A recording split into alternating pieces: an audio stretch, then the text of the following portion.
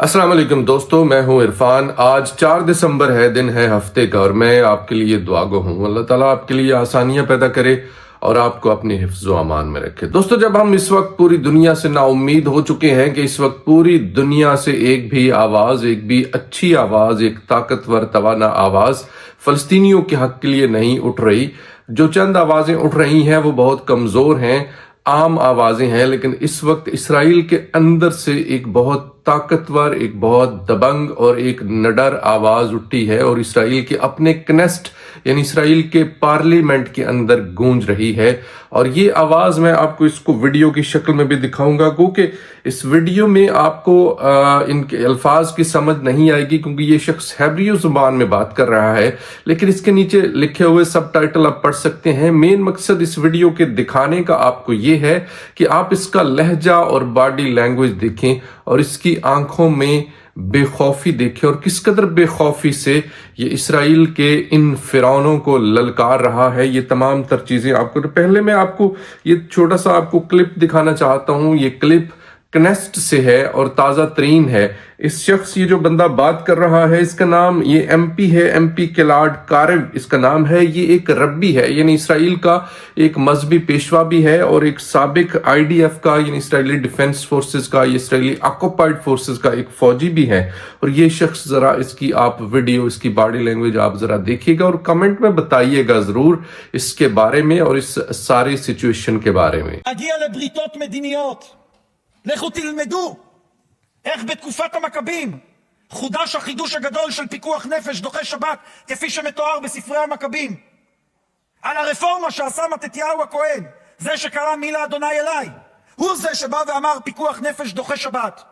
आज इन पिकुआख नेफिश दुखे शबात। जी, आपने ये आवाज मुलाहिजा की। ये शख्स इसराइल की शदीद अल्फाज में मुजम्मत कर रहा है और कह रहा है कि 2.3 मिलियन फलस्तीनियों की जो गैर इंसानी सलूक उनके साथ किया जा रहा है, हर तरह के मजालिम ढाए जा रहे हैं, उस पर इस शख्स ने मुजम्मत की है। और जो बड़े ताकतवर तरीन अल्फाज थे, जो कि सुनकर अगर किसी एक इसराइली के अंदर भी गैरत की रत्ती बाकी है तो उसको शर्म जरूर आनी चाहिए। इसने कहा कि ये तुम जो सलूक कर रहे हो इन लोगों के साथ, इन फलस्तीनियों के साथ, इन फलस्तीनी औरतों बच्चों के साथ जो तुम सलूक कर रहे हो, इस तरह का सलूक तो तुम्हारे साथ तुम्हारे बदतरीन दुश्मन किया करते थे।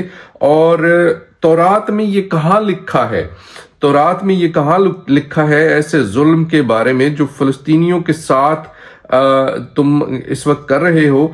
क्या इन 2.3 मिलियन फलस्तीनियों में एक भी मासूम नहीं है जो तुम पूरे के पूरे 23 लाख लोगों के ऊपर इस तरह के मजालिम कर रहे हो? जैसे जैसे तकरीर आगे बढ़ती जाती है इसका लहजा मजीद दबंग से दबंग तर होता जा रहा है।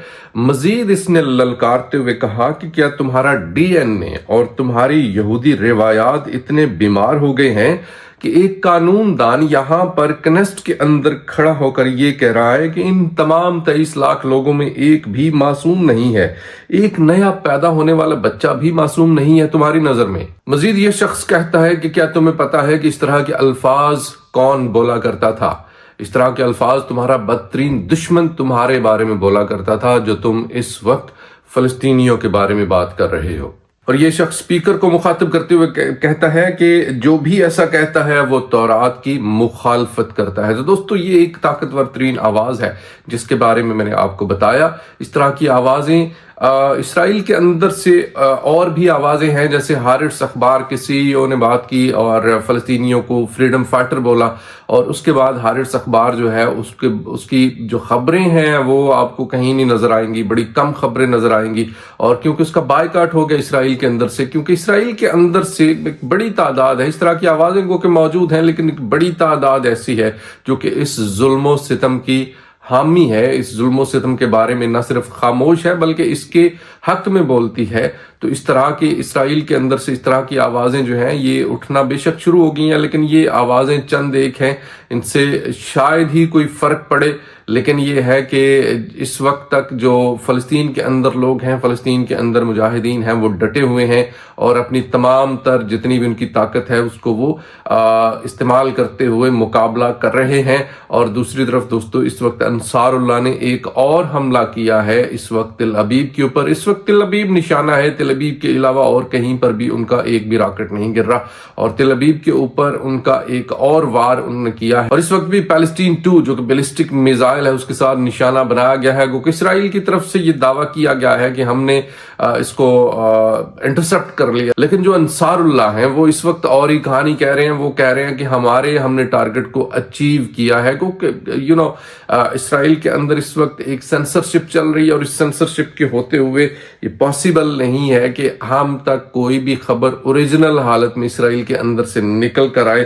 لیکن وہیں پر دوستو اس وقت فلسطینی اتھارٹی وہ کام کر رہی ہے جو کہ اسرائیلی ڈیفنس فورسز کرتی ہیں، اور وہ اس وقت کیا کام کر رہی ہے؟ اس وقت آپ کو یاد ہوگا الجزیرہ کے اوپر تمام اسرائیل کے اندر بین لگا دیا گیا، اور اس وقت فلسطینی اتھارٹی نے ان سے بھی آگے بڑھتے ہوئے الجزیرہ کے اوپر نہ صرف ویسٹ بینک کے اندر بین لگا دیا، پہلے بین لگایا، الجزیرہ نے اس کی شدید الفاظ میں مذمت۔ بین لگانے کے بعد الجزیرہ کا جو آفس ہے اس کے اوپر ریڈ کیا گیا، اور یہ اس میں اسرائیلی آکوپائڈ فورسز نے یہ ریڈ نہیں کیا، یہ پیلسٹینین اتھارٹی نے ریڈ کیا اور بتایا کہ ہم تمہارے غلام ہیں، ہم جس طرح سے تم ہمیں کہتے ہو ہم بالکل وہی کریں گے۔ چاہیے تو یہ تھا کہ فلسطینی اتھارٹی جو ہے وہ کسی نہ کسی طرح سے مزاحمت کرتی ہے، at least Israeli occupied forces چونکہ وہ یہاں پر آپریشن کر رہی ہے، ویسٹ بینک بھی ان کے انڈر آتا ہے، تو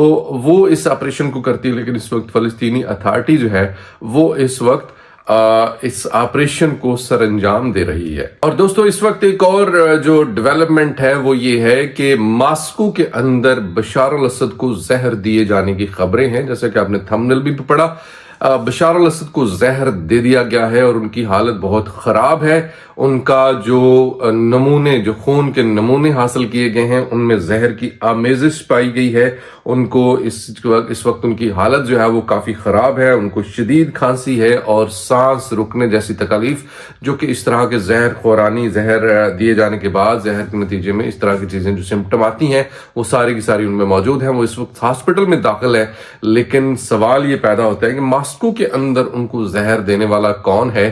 تو اس کا جواب یہ ہے کہ ماسکو کے اندر ہی ایک جو اس سے پہلے کچھ دن پہلے میں نے آپ کو بتایا تھا، ایک رشین سائنٹسٹ جو کہ ایک سابق جنرل بھی ہیں، جو امریکن باؤ لیبس کے بارے میں بات کر رہے تھے، ان کو ان کے گھر کے اندر قتل کر دیا گیا۔ تو بشار الاسد جو ہے، جب رشین جنرل تک کو زہر دیا، جب رشین جنرل تک کو وہاں پر اسیسینیٹ کیا جا سکتا ہے، تو بشار الاسد کس کھیت کی مولی ہے؟ اس کو زہر دیا جانا، اس کی حفاظت جو ہے رشین جنرل سے زیادہ تو نہیں ہو سکتی۔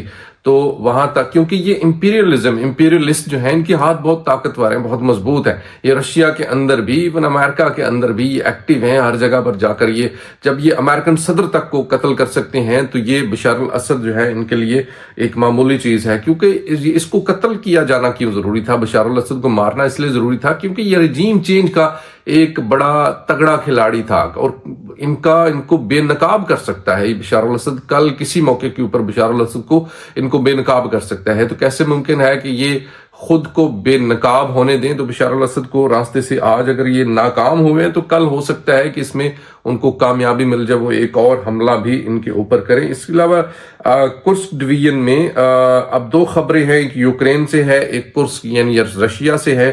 یوکرین سورسز کے مطابق رشیا نے یوکرین کے اوپر اورشنک میزائل سے حملہ کیا ہے۔ اورشنک میزائل کے بارے میں صدر پوٹن نے کچھ دن پہلے، آپ کو میں یاد دہانی کروا دوں، صدر پوٹن نے کہا تھا کہ تم سارے کے سارے مغرب کے جتنی بھی طاقتیں ہوں، تم سارے کے سارے اکٹھی ہو جاؤ اور اکٹھے ہونے کے بعد تم ایک ٹارگٹ سیٹ کر لو کہ ہاں یہ ہمارا ٹارگٹ ہے اور ہم اس کی حفاظت کریں گے تمام تر سورسز کے ساتھ۔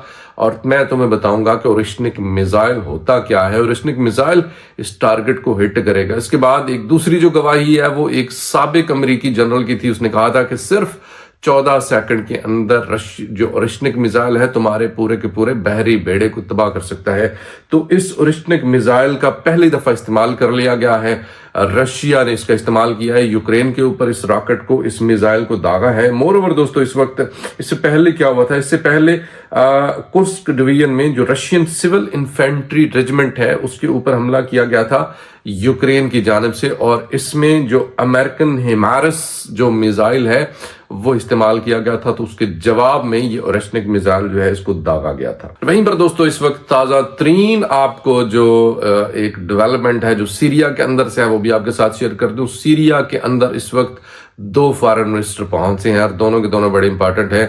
इन फॉरेन मिनिस्टर्स के ये किन मुल्कों के फॉरेन मिनिस्टर्स हैं ये जब आपको पता चलेगा तो फिर आपको सारी कहानी समझ आएगी। ये 2 फॉरेन मिनिस्टर, एक जर्मन का है, एक फ्रेंच का है, और ये दोनों के पहुंचने का मतलब ये सीरिया के अंदर, ये इन्होंने वाज़ेह तौर पर देखा जा सकता है कि इन्होंने बुलेट प्रूफ वेस्ट पहनी हुई है और ये इस वक्त सीरिया के अंदर मौजूद हैं। ये दोनों कंट्रीज, ये पहले जो फॉरेन मिनिस्टर्स हैं जो पूरी दुनिया से जिन्होंने इस वक्त सीरिया का दौरा किया है, और ये दोनों जो कंट्रीज हैं, ये जर्मनी और फ्रेंच, ये दोनों के दोनों सख्त तरीन हिमायती हैं इसराइल के। तो यहां से आप अंदाजा लगा लें कि सीरिया की जो आइंदा आने वाली फॉरेन पॉलिसी है वो क्या होगी, वो किसको सपोर्ट करेगी। जर्मन जो फॉरेन मिनिस्टर हैं, जब उन्होंने उनका सामना हुआ HTS के जो अहमद अल शारे हैं यानी मोहम्मद जोलानी जो हैं, जब उनके साथ सामना हुआ तो उन्होंने चूंकि ये खातून फॉरेन मिनिस्टर हैं तो उन्होंने उनसे हाथ मिलाने से इनकार कर दिया। वीडियो देखिए।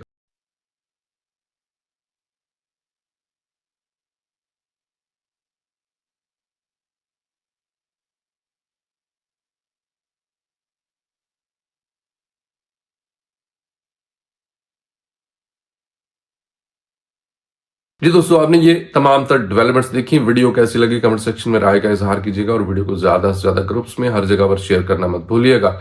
बहुत शुक्रिया। खुदा हाफिज़।